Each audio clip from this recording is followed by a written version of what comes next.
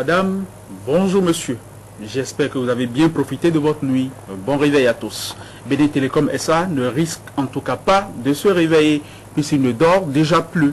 Il est à bout de souffle, KO, genou à terre et langue pendue, s'il vous plaît. Les travailleurs sonnés et condamnés se sont soit lancés dans une grève de 24 heures chaque semaine, mais ça ressemble à un barreau d'honneur. Pour Sulpice Oscar Baguidi, tout ça est dérisoire, pathétique, puisque c'est le pronostic vital de l'entreprise qui est engagé. La ligne ne passe décidément plus. Qu'attend-on pour donner une seconde vie, une seconde chance à BD Télécom SA? Il faut le vendre. Le titre de sa chronique ce matin, la grève de l'insolite.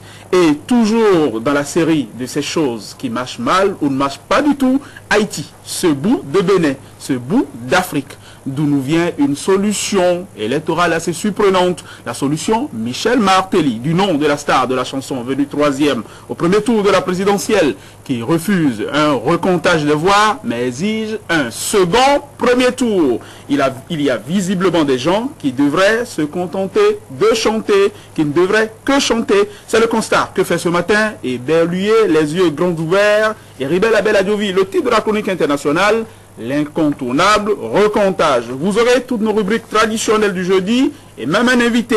Si cela se fait, notre partenaire Peace and Love ira nous voir. Merci de rester câblé Canal 3 Bénin et surtout de rester scotché.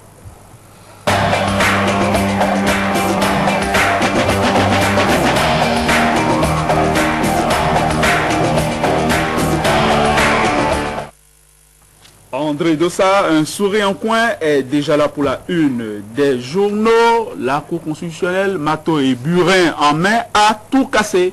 Les règles particulières et le budget de l'Assemblée nationale ont été déclarés contraires à la Constitution. On s'y attendait un peu. André, bonjour. Bonjour Winner, bonjour chers amis téléspectateurs.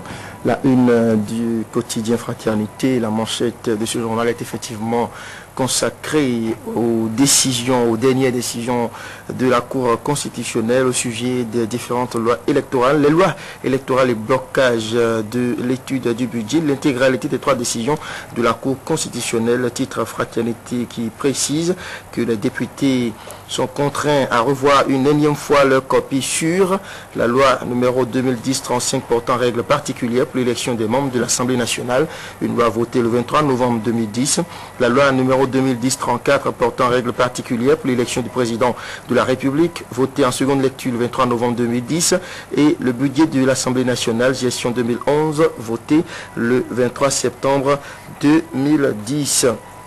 Grève sans service minimum dans le secteur de la santé.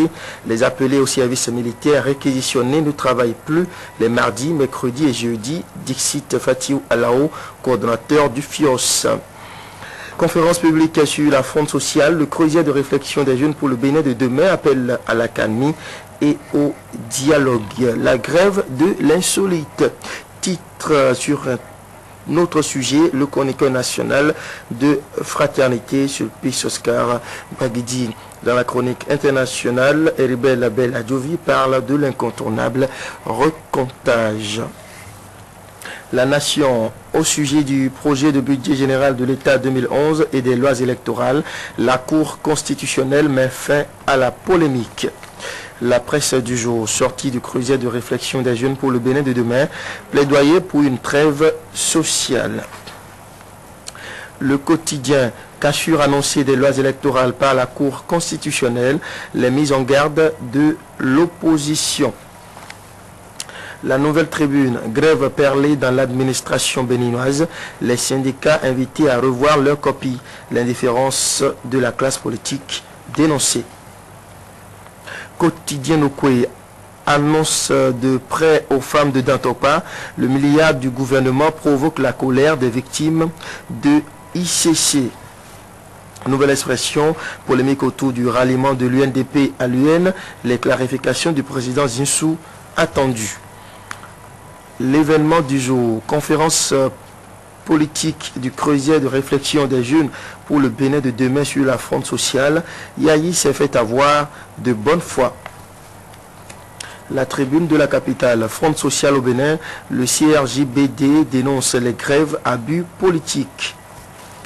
24 heures au Bénin, mise en conformité des lois votées par le Parlement, les décisions de la Cour amplifient la méfiance des Béninois. Le budget du Parlement et les lois électorales contraires à la Constitution.